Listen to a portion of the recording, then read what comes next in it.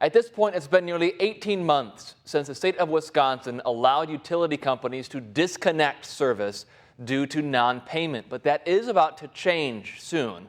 The Wisconsin Public Service Commission has voted to end that moratorium as of mid-April, so the middle of next month.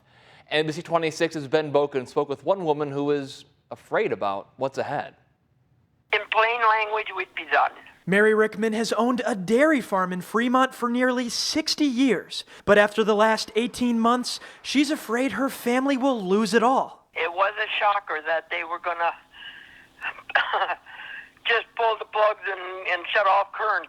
The Wisconsin Public Service Commission voted to end a moratorium on April 15th that prevented utility companies from shutting off service during the pandemic. While she still owes thousands to keep the farm's lights on, Rickman says her life's work will come to an end if the power gets shut off for good. Right now, I've got over a $5,000 current bill, and I don't have the foggiest idea how in the Sam hell I'm going to pay it. The AP reports utility companies could disconnect over 93,000 homes in Wisconsin. Rickman says her farm and her house are included. We wouldn't be able to milk cows.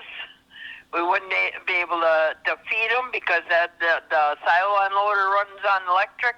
But companies like Wisconsin Public Service tell Rickman, don't panic. You could have a large bill, because of, for whatever reason. But if you've contacted us and you've entered into a payment plan, you are not at risk of disconnection. Still, with $5,000 in utility bills and a farm that doesn't make a profit, Rickman can't help but worry. We'd have to, you might as well say, give our cows away because there's no price in them at all. But while she fears for her future, local financial assistance organizations say they'll guide people like Rickman through tough times. We're going to help each other.